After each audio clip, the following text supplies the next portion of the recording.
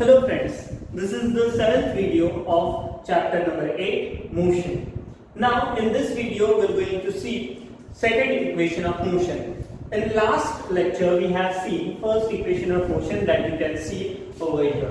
If you want to recall it, please make the video pause and you see the thing. Now as I have told you that in case of second equation of motion, assumption, construction, observation और ये graph है ना as it is constant रहेगा, क्योंकि इन्हीं तीन चीजों से हम अगली दो इक्वेशन ऑफ मोशन भी सॉल्व करते हैं. बट इसका मतलब ये नहीं है कि अगर आपको तीनों इक्वेशन ऑफ मोशन सॉल्व करने के लिए आए तो हर बार आपको ये चीजें लिखनी पड़े.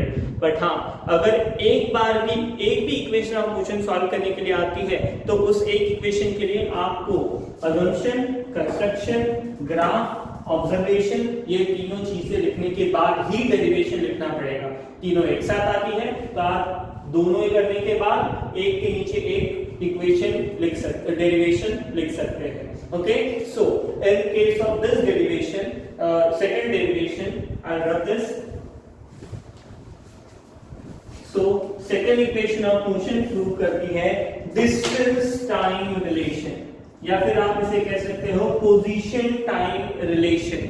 Second equation of motion prove करती है पोजीशन टाइम रिलेशन. याद रखना, पहली जो इक्वेशन ऑफ मोशन थी vt वाली, उसके अंदर वेलोसिटी और टाइम दोनों चीजें ग्राफ में एज इट इज अवेलेबल थी, इसलिए हमने वेलोसिटी टाइम का जो रिलेशन है वो एक्सेलरेशन है ये बता के, ये लिख के डायरेक्टली हमने डेरिवेशन स्टार्ट कर दिया था. But here there is a problem. इस पर्टिकुलर ग्राफ में हमारे पास टाइम तो है बट ऑब्जेक्ट की पोजीशन है क्या? नहीं. सो हमें सबसे पहले क्या फाइंड आउट करनी पड़ेगी? Position, of course. बट इसी पोजीशन फाइंड आउट करते हुए आगे जाके हमें इक्वेशन ऑफ मोशन मिलने वाली है, तो डरने की कोई जरूरत नहीं. It will be very easier. Again मैं स्टार्टिंग से स्टार्ट करने वाला हूं क्योंकि आपको पूरा समझ में आना चाहिए, इसीलिए. सबसे पहले assumption लिया. Remember the assumption, an object is moving with uniformly increasing velocity. इसके बाद मैंने उसका एक ग्राफ निकाला. ग्राफ के अंदर कंस्ट्रक्शन किए हैं, 3 कंस्ट्रक्शन है, 1, 2 and 3. then observation as you can see over here, और अब डेरिवेशन कराओ, position time relation. as we, so मुझे जो मेरे माइंड में है मुझे पहले बोर्ड पे या फिर आप मेरे नोटबुक पे लिखते आना चाहिए. यानी कि आपका जो assumption या फिर आपका जो कहना है ये आपको as it is लिखते आना चाहिए. जैसे मैं लिख रहा हूँ, ध्यान से देखिए और सुनिए. In case of velocity time graph मैं लिखने वाला हूं. In case of velocity time graph we have time but we don't have position of the particular object, so we have to find out the position. So to find the position in velocity time graph, we have to take, remember velocity time graph में position find out करने के लिए क्या करते थे? Yes, you are right, area under graph. हमें velocity time graph में अगर position find out करनी है तो हमें area under graph निकालना पड़ता है. ओके, ध्यान से देखिए.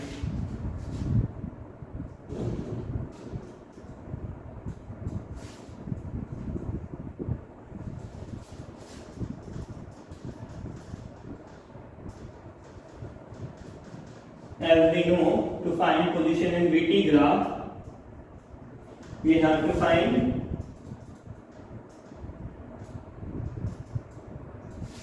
area under graph.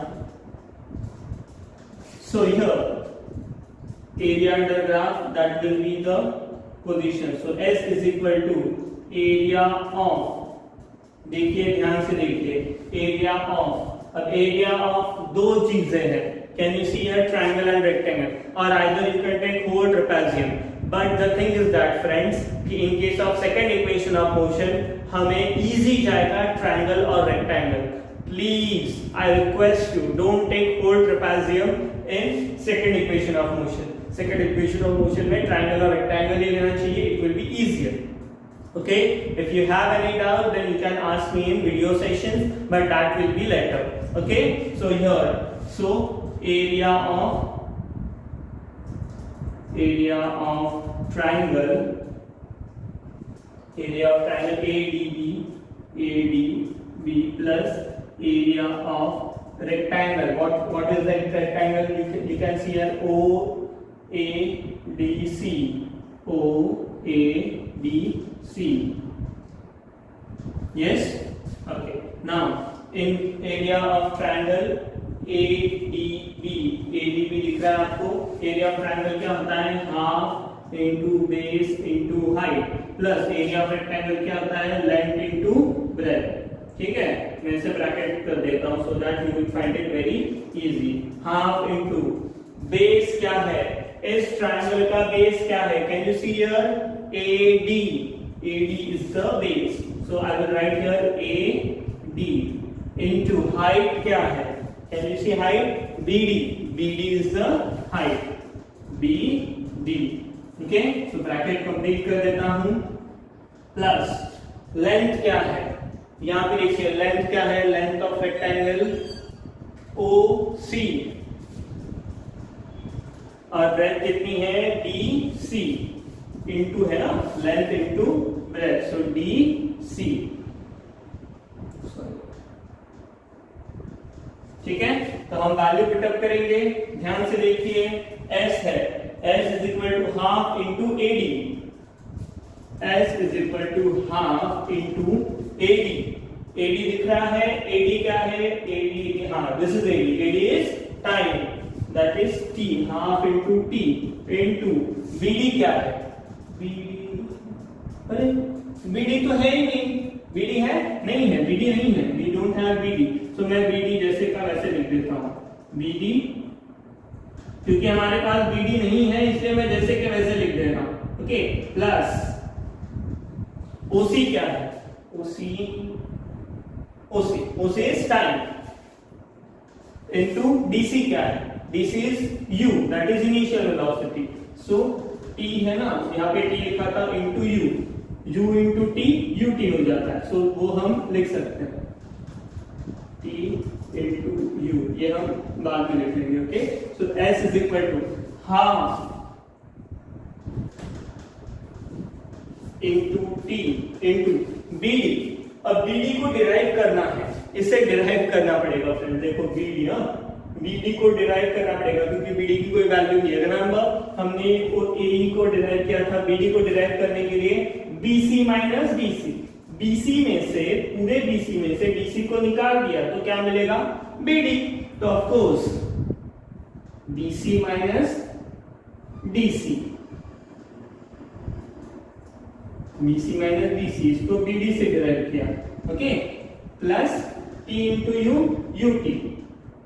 TU भी लिख सकते हो, UT भी लिख सकते हो. मैंने UT लिख दिया. S is equal to, please see here carefully friends, S is equal to half into T into BC minus DC. BC क्या है यहाँ पे? BC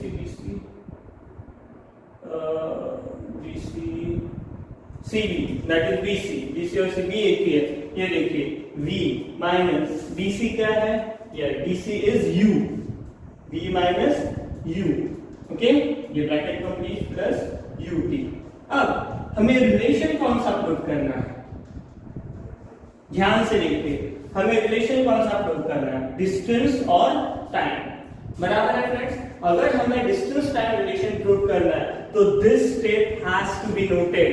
याद रखिएगा, हमें डिस्टेंस टाइम रिलेशन प्रूव करना है. देखिए, डिस्टेंस और टाइम है बट वेलोसिटी भी बीच बीच में आ रही है. तो हमें वेलोसिटी चाहिए क्या? नहीं, हमें वेलोसिटी नहीं चाहिए. इसलिए हमें वेलोसिटी को टाइम या एक्सीलरेशन के साथ रिप्लेस करना पड़ता है. तो वो हम कैसे करेंगे? ध्यान से देखिए. We know that A is equal to V minus U upon T. हमें पता है acceleration is equal to V minus U upon T. So AT is equal to V minus U. T अगर इधर डाल दिया तो V minus U की value क्या आएगी? AT. बराबर है. तो इस V minus U को हम किसके साथ रिप्लेस करने वाले हैं? AT, that is acceleration and the time. V minus U is equal to AT भी हो सकता है. ये मैंने इस स्टेप से प्रूव किया और ये हमारा एडजस्टमेंट है. इस पूरी इक्वेशन में सबसे हार्ड पार्ट ये है, इसमें ये जानना जरूरी है कि मुझे वेलोसिटी v माइनस u मुझे नहीं चाहिए था। क्यों नहीं चाहिए था? क्योंकि मुझे जो ये प्रूव करना है, इक्वेशन प्रूव करनी है, उसमें मुझे इस वेलोसिटी की जरूरत नहीं है। ये v जो है ना, इसकी जरूरत मुझे नहीं है। तो v की जगह मुझे कोई और चीज रिप्लेस करनी है। ये मुझे रब नहीं कर सकता, मैं इसे रब नहीं कर सकता। इसके जगह मुझे क्या डालना पड़ा? at। Okay, so s is equal to half into t into at plus ut।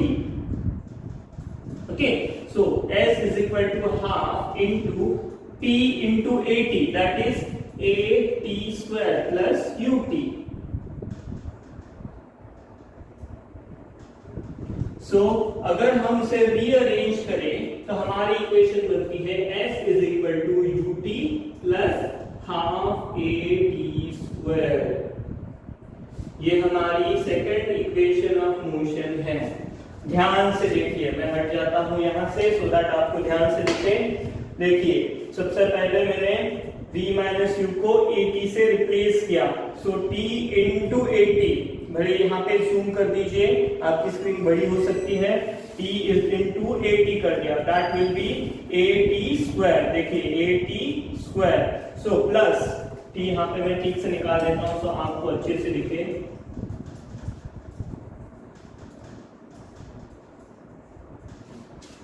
ध्यान से देखिए, 80 इंटू 80 दैट इज 80 स्क्वायर, और ut वैसे का वैसे लिख दिया।